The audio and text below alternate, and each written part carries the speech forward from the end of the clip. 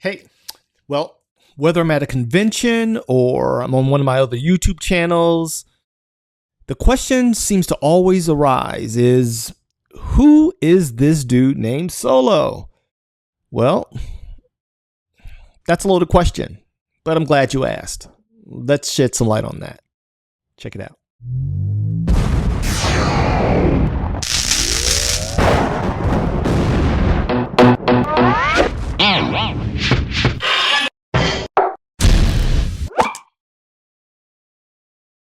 Hey, Doc Solo from Ka-pow, the Comic Art Academy. I wanted to kind of take some time out. I've been really pondering on how to approach YouTube as an entrepreneur and as someone that really wants to give to the community before asking for anything. And recently something popped up in my feed, gotta love the algorithm, right? That suggested that we start with what's called a catalyst video. And it really resonated with me because I think I put the cart before the horse here on YouTube. Now, granted, the channel is growing slowly but steadily, and I'm grateful, especially considering how inconsistent I've been with posting. I can give you tons of excuses from Ka-pow and my own personal studio and family, and all those are valid, but they don't really matter when it comes to the intention of what this platform is and the utility and the benefit of it, which I'm very well aware of. I've studied YouTube for a long time, probably overstudied, to be quite honest. Probably been, stewing in it a little bit too long. But needless to say, the Catalyst video was something that really hit home with me because I have been interviewing other artists and creators that I admire and that I esteem, and phenomenal works and craftsmen in their own rights. I even interviewed one of our teachers, our instructors here at Ka-pow, the incomparable Brian Shearer. And I hope to get our head instructor on here sooner rather than later, Brian Atkins. We affectionately call them the Killer Bees. But I'm talking to everybody else, and I have not bothered to introduce myself by and large. And I think that was a huge misstep, for those just joining us here on this platform. And so I thought I'd kind of expose myself to you guys in a very real and transparent way. And hopefully you guys like, subscribe, do all the things that the algorithm loves here on YouTube. And we want to start giving you guys, more quality content from things from our curriculum, things that we subscribe to, my rants and musings as a creator of some tenure, as well as my personal insights to the craft and the state of things. If that interests you, let us know. Leave something, again, in the comments. But I'm going to sit here and I'm actually going to, without doing too much editing, I'm going to interview myself. So just so you know, this is what I call the lab. I'll see if I can do a pan of it in post so you guys can see my space. I'll have to clean it up a little bit because I can't show y'all how I'm really living here in my home studio. My wife would kill me. But I'm going to sit here and kind of interview myself, for lack of a better term, so that you guys have some greater insight to who I am, where I've been, what I've done. A question I often get when I'm at conventions is, who are you? Where have you been? Who have you worked for? All those things. And as my pen name probably, exposes, is that I'm solo, and I'm not really big on talking about myself. It makes me uncomfortable, to be quite honest, even though I do public speaking and I don't mind talking about process and telling stories and that kind of thing. But talking about me, again, not my forte, but we're going to try to get through it, and hopefully you guys get some insight and find something that, that hopefully resonates with you as well. And, So here we go. So who am I? My real name is D.R. Perry, and I'm known in the industry as Doc Solo Galeson. I am from Chicago.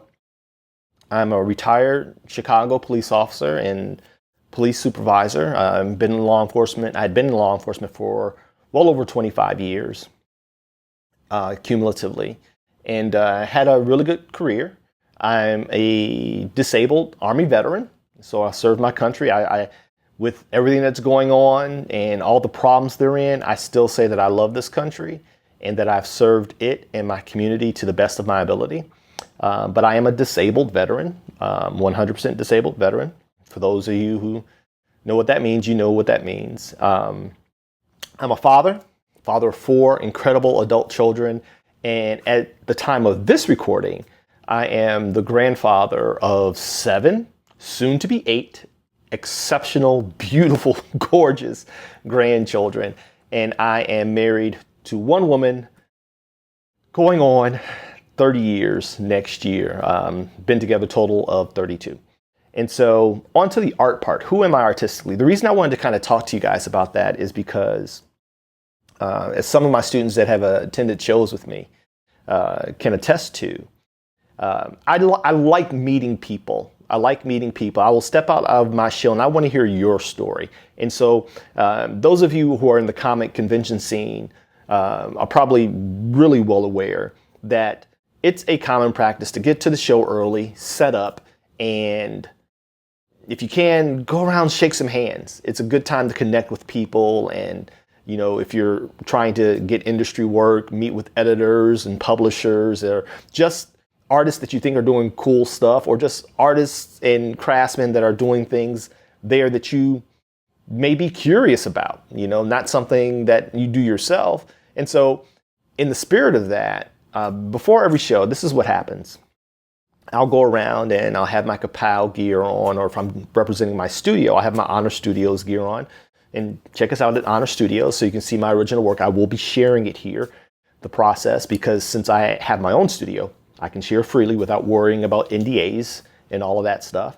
But regardless of what I'm representing at that time, my habit is typically to go around the conventions, get there a little bit early, set up quickly, and meet people, because they're setting up or they're waiting for, the doors to open so that the masses can flood in and we can, congregate as a community.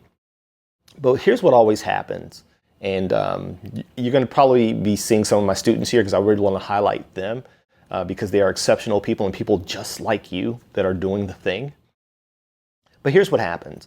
After showing some extensive interest in making conversation with an artist that I happen to be neighbors with or connect with or whatever, what inevitably happens is they don't really reciprocate, which is fine. I don't mind not talking about me. I really want to talk about you.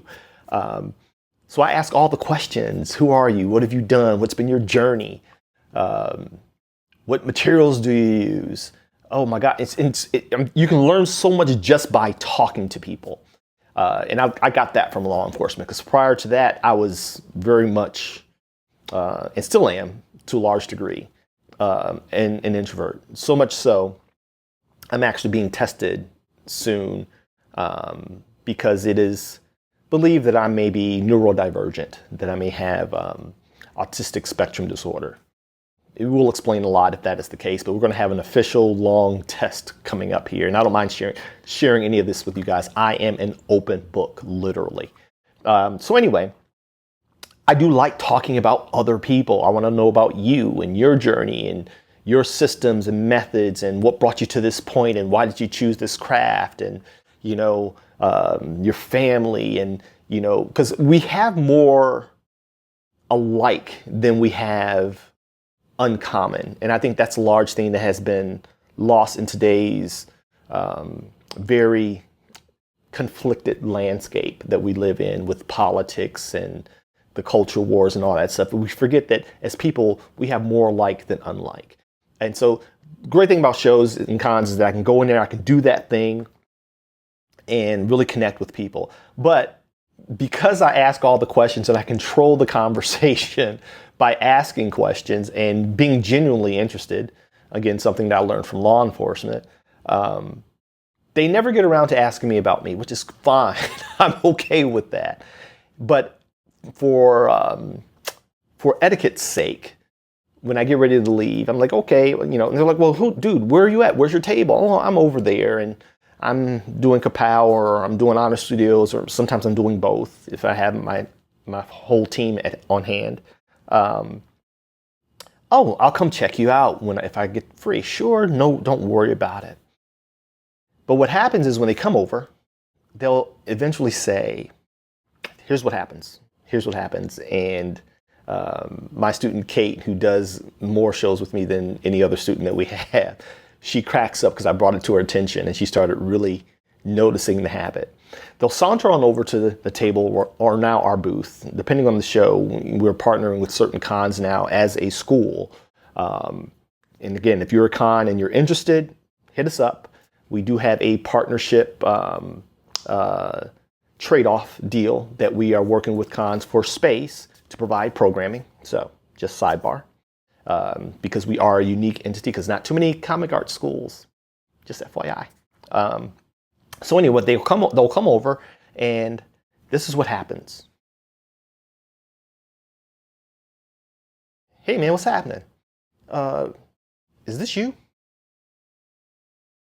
Is all this you? Yeah, this is me. This is me. Who are you again?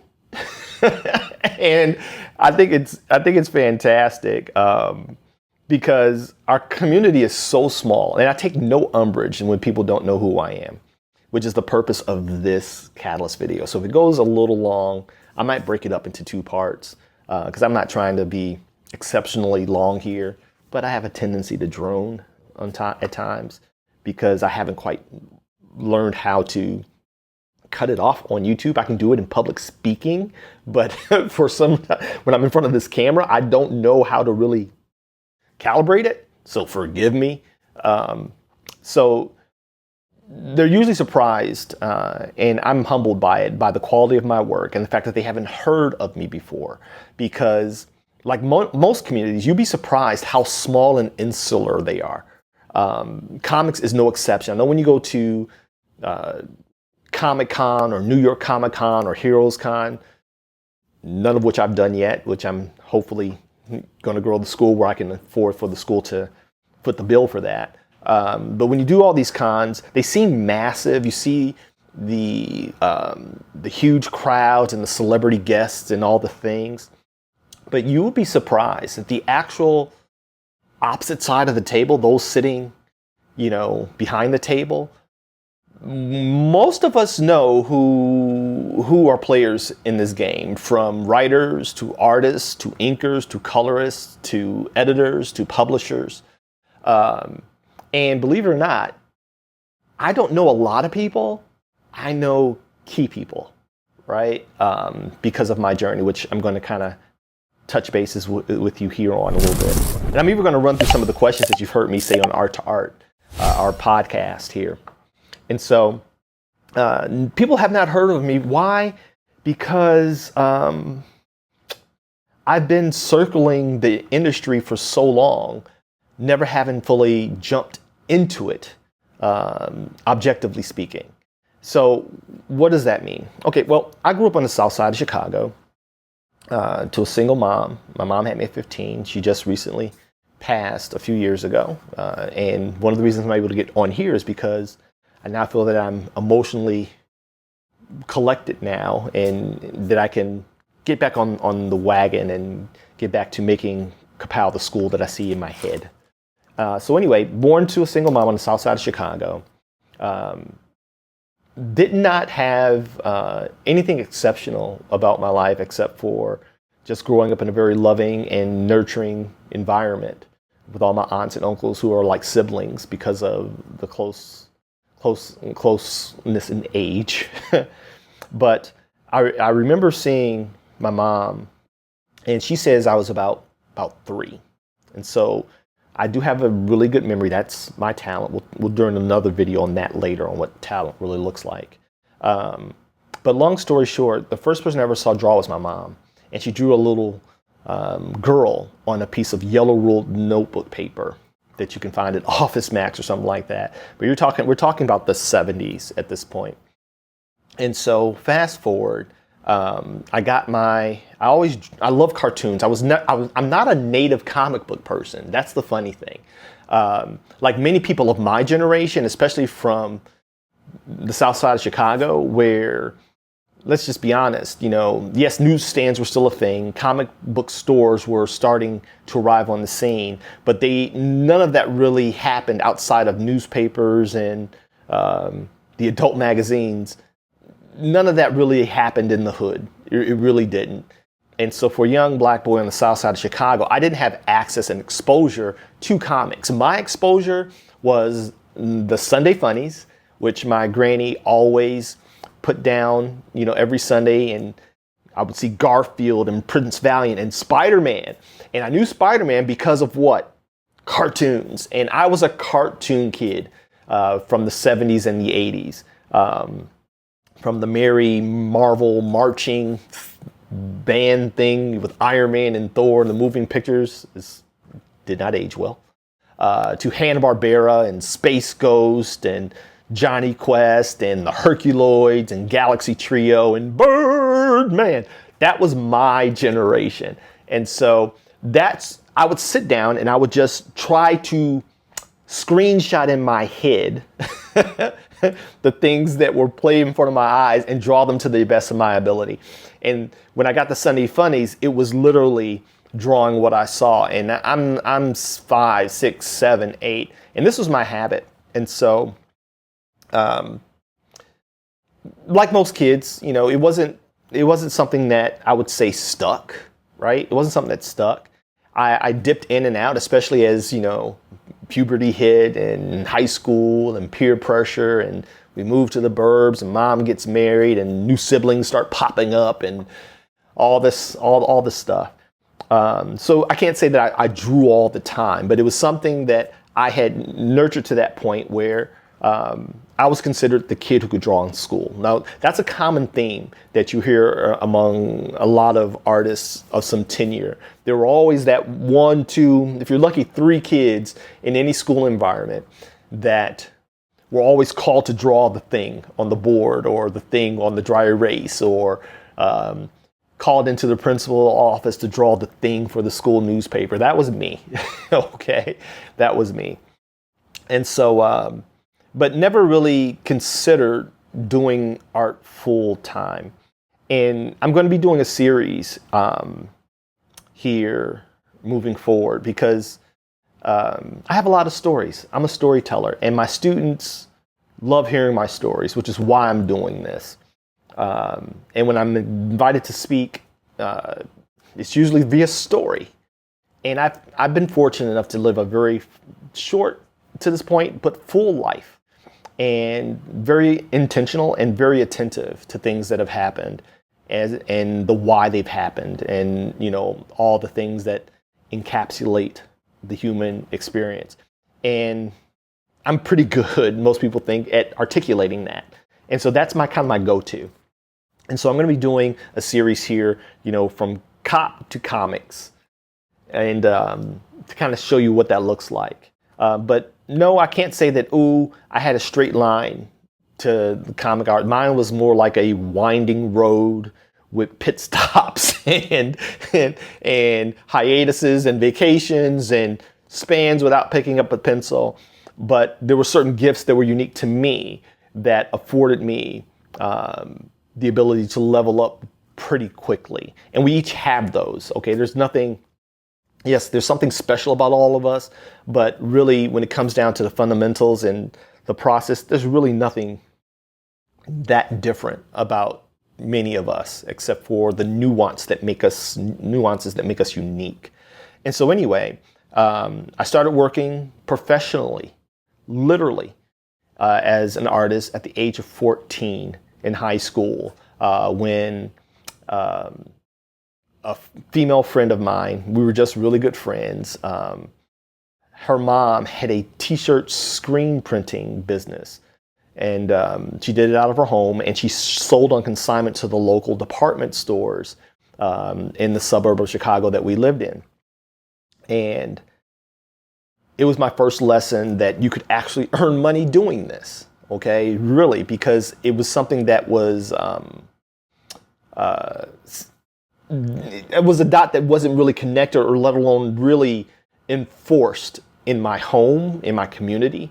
I'm going to be dropping some videos with some of my students here that we're going to be using for promotional purposes, but I'm also going to share some edited versions here on YouTube where they share with you their stories as I interview them.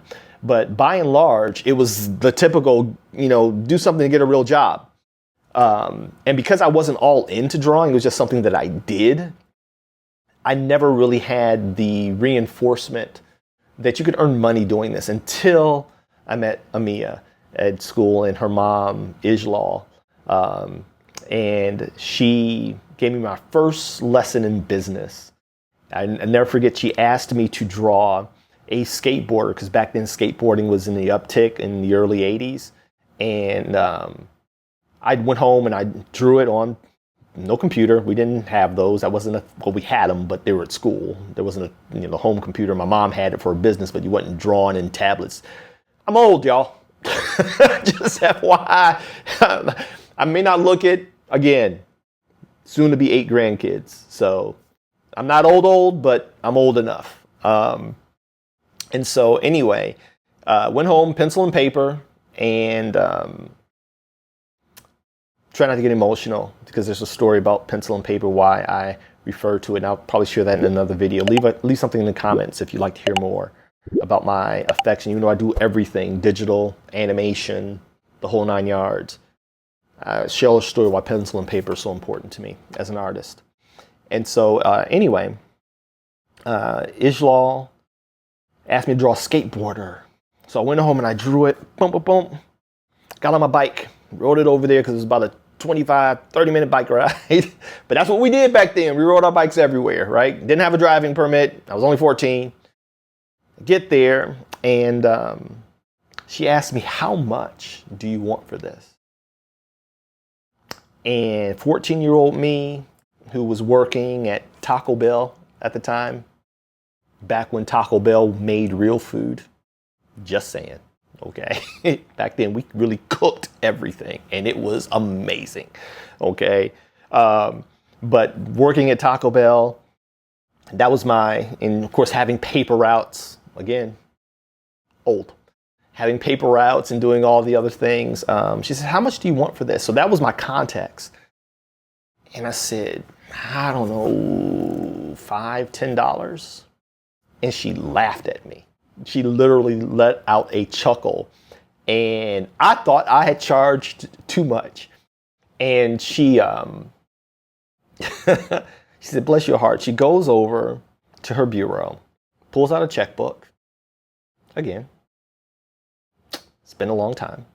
Pulls out her checkbook, starts writing, and she hands me a check for $100. Now, keep in mind, working at Taco Bell back then in 86, man, $100 was 2 weeks at minimum wage, if that, if you got $100, right? If you picked up some extra shifts, that was 2 weeks. And she said to me, she says, honey, I know what you're thinking. You're thinking, it only took me this long to draw it, and it came very easy for you, didn't I? Said, yes, ma'am. She said, but you had to learn how to get to this point artistically. And I can't do it. What you don't know is how much I'm going to make off of this. She says, because I'm going to sell each one of these shirts for $5 or $10. And I'm going to sell a lot of shirts. And it's going to have your design on it. And she was like, and I'm only giving this to you because you're 14 and you got no cred yet. Right? And my world entrepreneurially opened up. And I'm doing a video on what it means to really be a professional. Back then, the common thought process was the moment you get paid, and you probably heard other people say this, the moment you get paid to do a thing, you're a pro. Not true. Not true. But I was a pro artist at 14, and I'll share that why how that is in context in another video.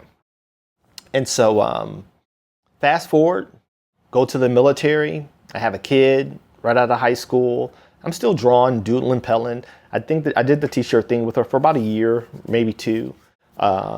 As she needed artwork that only I could produce. I did something for the Bulls when Michael Jordan and the Bulls were blowing up, and I did I did a whole bunch of things for her.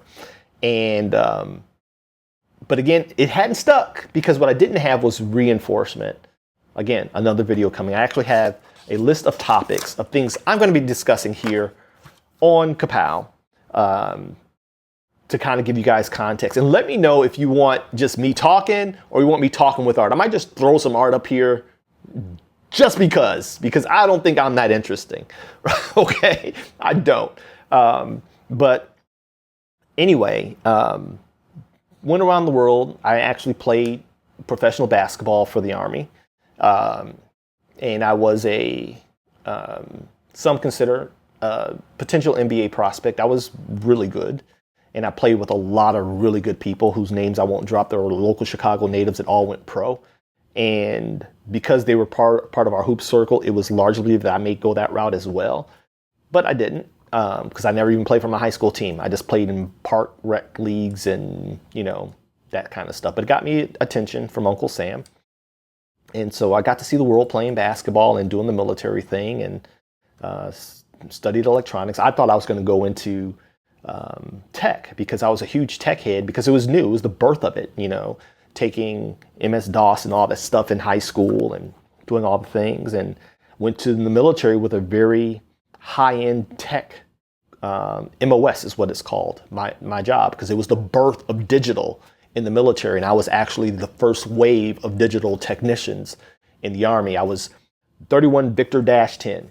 That no longer exists, but I actually helped transition the military from analog to digital in their tanks and their vehicles to digital communication. I would actually take out the old radios and handhelds and put in the new digital system and taught people how to use it and fix them and as they broke down the whole 9 yards. And so anyway, went to the military, met my wife. Now, I drew in the military. It was a piece of home that I took with me. All around the world. And so, but again, never thinking pro, was not validated or affirmed that that was the path that I should pursue. Because in our culture, it's really about, especially coming from the boomers, I'm Gen X. This is Malcolm X and Gen X. It means both. It means exceptional. It means excellent. It means X a lot of things that I used to do that I don't do. This X has a lot of meaning. Please sidebar. It is not Twitter. Okay? I had a young man that really made me feel old at a restaurant who said, "Man, I love your hat. Is that Twitter?" And I had this face. No, it's not Twitter. It's Malcolm X by any means necessary. But also the generation that I rep proudly, Gen X. And so anyway, I come back home and I got kids. And we can go into this later, deeper. But long story short, because of my mom's faith walk that she grew us up in, I'm a person of faith, just FYI. In case you're wondering, my studio is a faith-inspired studio. In case you're wondering, but it's for the masses. Understand that. I produce inspired content for everyone, just never at the expense of story. And so check us out at honorstudios.com or Honor Studios here on YouTube. And so anyway, ended up at a small animation studio, and I'm going to be dropping a video soon with my mentor from that studio that I met that actually set me on the path that would ultimately become Ka-pow in comics. And so there's a lot of things I'm skipping over here for the sake of time. I'm looking at the timer and it's going a little bit long. But I met a mentor who actually Ka-pow is designed, it's structured based on my interactions and the amount of growth I was able to achieve just with having a mentor for a couple of hours a day, a couple of days a week. And the quantum leap I took artistically and what I learned from him as far as comics. But he's an Emmy Award winner. I had the pleasure of being his intern and eventually his friend. And again, check out the video soon where I interviewed Douglas Rice, my mentor, and we kind of go down that rabbit hole. And so fast forward, I go into law enforcement. I can't stay at the studio because I'm an unpaid intern. It was a small boutique studio, so not a whole lot of original IP coming out of it. And it ended up folding as a result. But I had to find a job because I was 22 years old, 3 kids, 1 on the way, and a wife. And I got on the police department because they were paying. And they were paying. And I turned out to be good at it, even though I never wanted to be the police. Again, black kids south side of Chicago. Do the math. But I ended up being pretty good at it and was able to provide for my family. But during that time, and I'll fill in the gaps later, but this is really just a catalyst video. Just so you, again, saw the video. The guy said, introduce yourself, tell them what you do. Fast forward, I get offered work at DC Comics. And again, there's a whole story there that I'm leaving out. Okay, I did some small press stuff that never saw the light of day because a small independent publisher didn't want to pay me. And that work I brought to a con here back when Wizard World was one of the best shows in the country, Wizard World Chicago.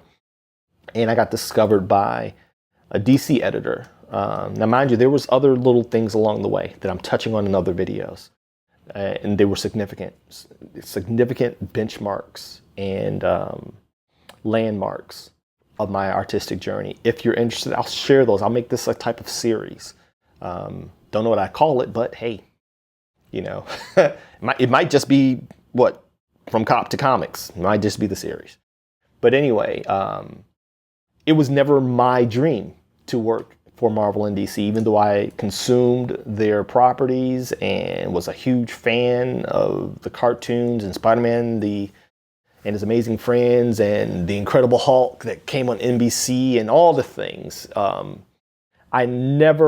X-Men, at that time, X-Men 93 had dropped. And so this was about, 95, 96. But I was with the crew and he picked me, even though I can tell you at that time with full transparency, I was not the best artist.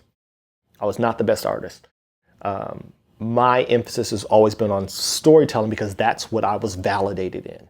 Again, video on the power of validation and affirmation for the creative. I'm doing that video because I've seen patterns and, now that I'm back in the convention scene. So fast forward, I turn him down, and the subsequent years he sees me at shows and he remembers me. And I've had a very serendipitous creative journey. What I didn't have was a clue. And what I also had was fear because my overhead was so significant. Again, primary breadwinner. I was making more than most artists in the industry anyway. Just being a cop in Chicago. They paid us well. I had benefits. I knew what every month looked like. It was safe. Not on the streets, but financially safe. It was a safe route to go. And comics really has not changed that much, especially when we talk about the industry, the mainstream. It's very touch and go financially. And we won't even talk about the freelance sector. So we can talk about all that here. Again, Ka-pow, I want to educate you guys and give you information just like we give our students at our school. And so if you're interested, check us out at kapowschool.com. And we're enrolling. We're opening up enrollment. We're small intentionally. We want to stay small so we can give quality information to the select few that are serious about bringing their stories to the world. And so fast forward, as soon as I got the validation that I was good enough to work in the industry is when I really leaned into my own studio. The problem was, at the time, we're talking about the 90s, there was no social media, there was no crowdfunding, that wasn't a thing. To take it even further, in the 90s, Those of you who have some gray and have lost some hair, and probably put on a few pounds over the decades can attest. It wasn't cool to be an indie like it is today, right?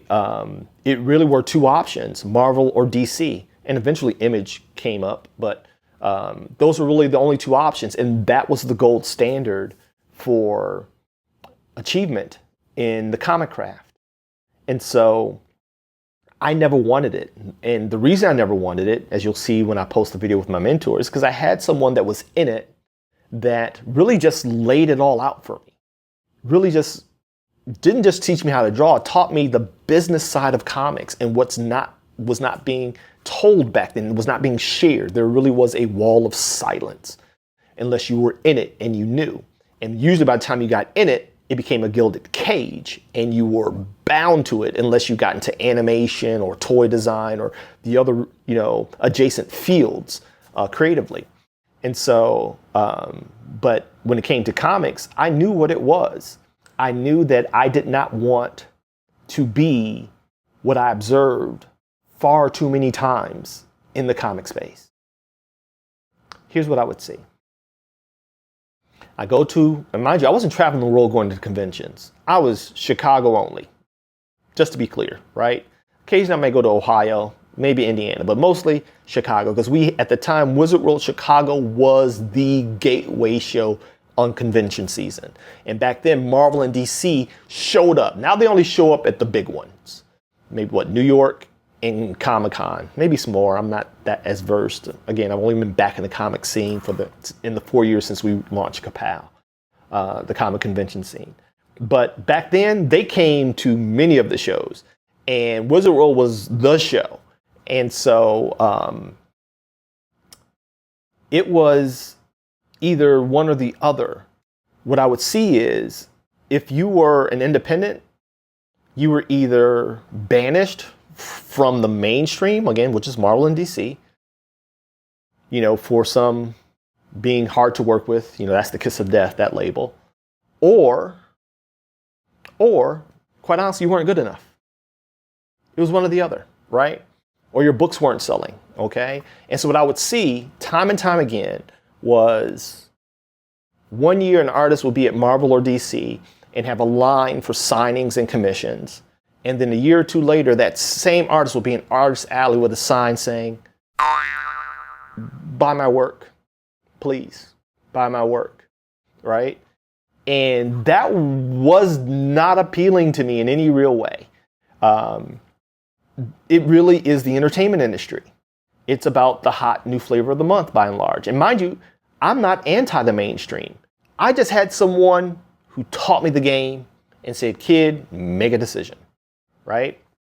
With now, if I was single and it was just me and I could afford to couch surf like one of my buddies who I just interviewed who was there at the beginning with me, my peers, they were all single, right? Those of us that had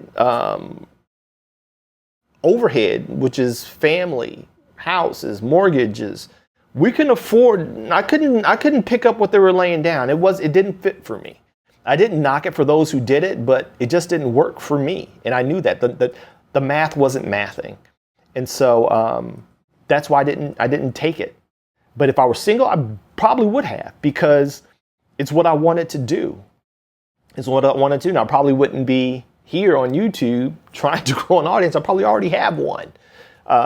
So anyway, after realizing that and getting the literal business card and saying, kid, you are good enough to start working at DC Comics. And this was the Superman editor, by the way, so keep that in mind. The reason I don't mention his name, because there's a whole lot of scandal that happened years later that I know nothing about.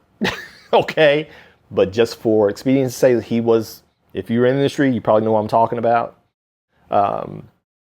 But he remembered me, and as soon as he said, boom, he gave me that stamp of approval that you're good enough, I said, okay, now let's do my own thing and see how that looks. But there was no way to raise awareness. It really was grassroots. It was really bootstrapping. But the beautiful thing is the muscles that were developed because of the lack of access to audience and limited marketing resources, you built muscles that I know now have really leveraged me and prepared me for where I am today. My mom, before she passed, she said, as only mamas can. She said, son, it's not over. You were just ahead of your time, you know, and I always wanted to do my own thing. And so anyway, I ended up doing that thing. And I did the thing, and that whole story is going to be at my Honor Studios channel. I'll tell you the journey of that on Honor Studios. But it blew up. It blew up, and I was not ready. I was not ready. I was just a cop. Now, about 5 years in, I had a small team at Honor Studios that were committed to the mission. We produced one book, and when I tell you God showed up and blessed, he blessed me for no other reason to show me what's in store when I am ready. But I was flying over the country. I was doing interviews. I was doing television shows. I was in the newspaper. I met with venture capitalists. I had some 7-figure offers presented to me for my property, and still allowing me to have a significant amount of control over its direction and supervision. But it was too big for me. And so I shuttered my studio and I walked away for 17 years and went back to law enforcement. But during that time, I don't like taking losses. I like taking lessons, right? We can determine what L's we take, right? This is what I used to teach my athletes when I trained. I used to train athletes while I was also in law enforcement. We take W's or L's. You're going to take one or the other, but you can control which L you take. Are you going to take a loss or are you going to take a lesson? Loss, deficit. Lesson, I can do something with that. And so when I walked away, I committed to learning business and licensing and IP and building the muscles necessary to be a self-sustaining entity and entrepreneur. Now I'm back, right? Lessons learned, muscles built, let's do the thing. And so Ka-pow comes into the picture when one of my longtime acquaintances, who was actually part of my studio at the time, we no longer associate, regrettably, invited me over, and he was teaching at a new internationally renowned comic art school called School de Internationale de Comics, which was the International School of Comics, based out of Italy, here in Chicago. And he had just gotten hired there, was doing the curriculum. He was charged with helping the financiers start things up here in Chicago. And he invited me over to dinner, and he's like, dude, me and you can do this, right? And I like to believe that it was because he wanted to really work with me. But I think in hindsight, I kind of believe that it was because I have displayed that when I commit to something, I commit to it. And it's hard getting a yes out of me, but when I say yes, it's yes all the way, and I'm fully in. And I will see it across the finish line. That is my wiring. That is my default. And so when he came to me with the idea of doing our own type of art school for comics, I came up with the name and the logo, and he came up with the suffix Academy. And, I went around doing park districts and still working full time as a cop, park districts and doing all the things. And I'm not going to get to these questions. I can tell you this right now, the questions that I ask if you guys want me to answer my own questions, maybe I'll have my students interview me with these questions, because this is going way too long. But fast forward, when I started doing the thing, he was nowhere to be seen. And I thought it was going to be a us thing. And fast forward, COVID hit. I'm now retired. I had retired from law enforcement first in 2013, then took a 2-year hiatus, then came back to law enforcement. And then where I was a supervisor at another department, a sergeant, and then got hurt and decided, no, I want to do my own thing, and started really leaning into Ka-pow for online education. And when I presented it to him, he had no interest in helping me build. He wanted me to build it, and he wanted to kind of just jump on in, right?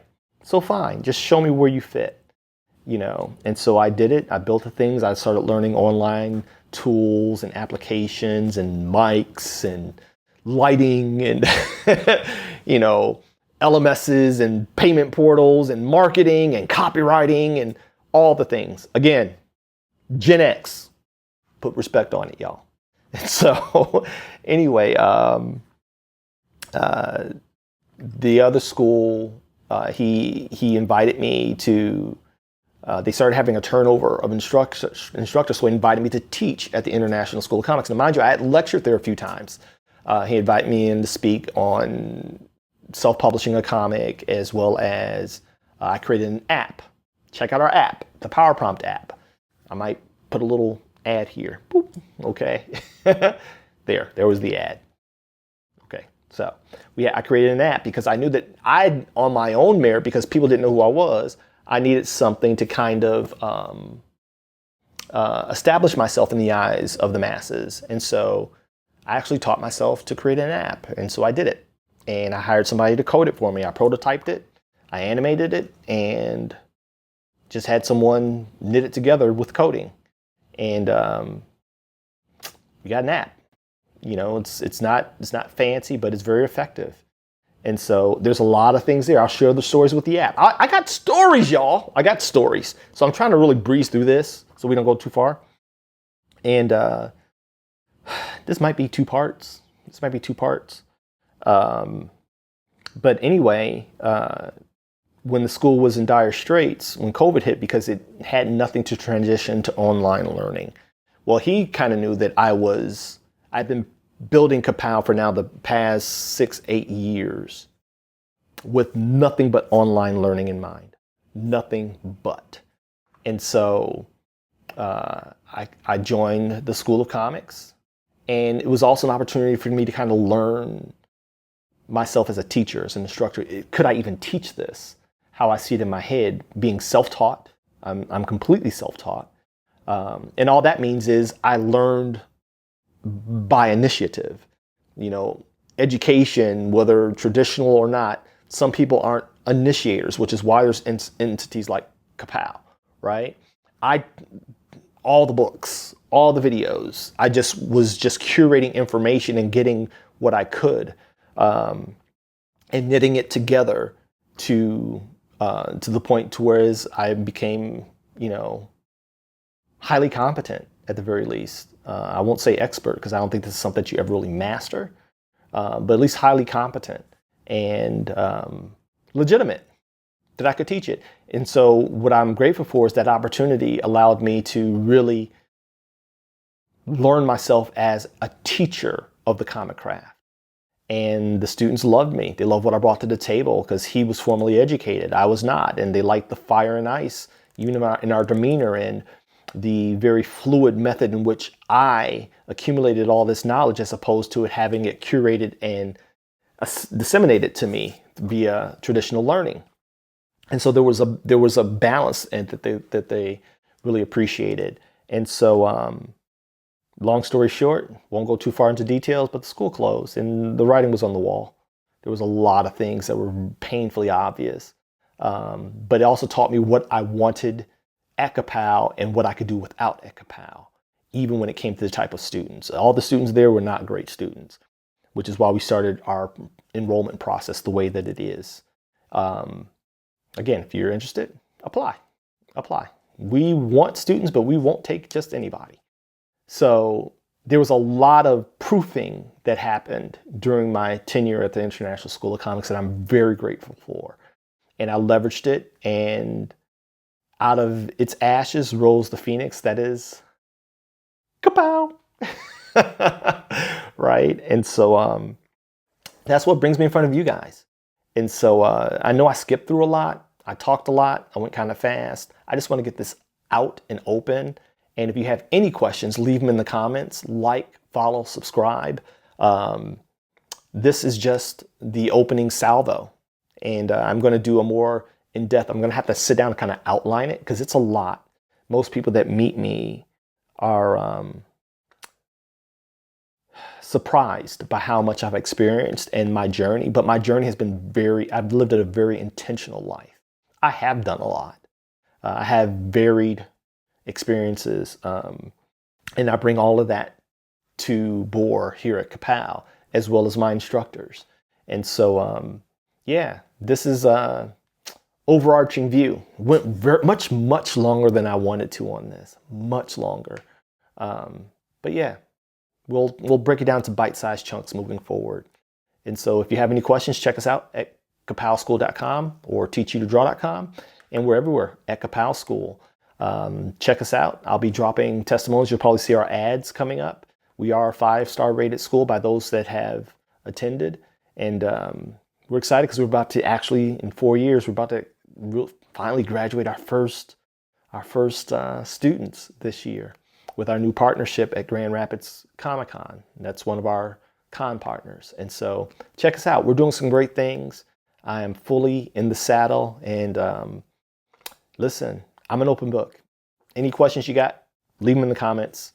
Any critiques you got, with respect, leave them in the comments. I don't do trolls. I don't do unnecessary negativity. After 27 years in one of the most violent cities on the planet, I have armor, but I also am very selective of what I expose myself to.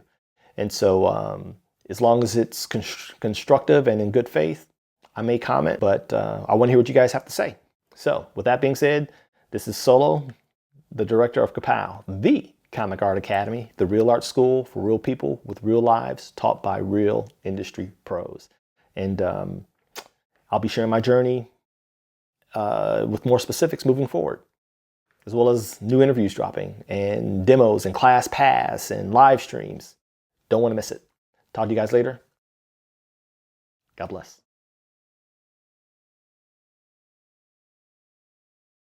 Ka-pow.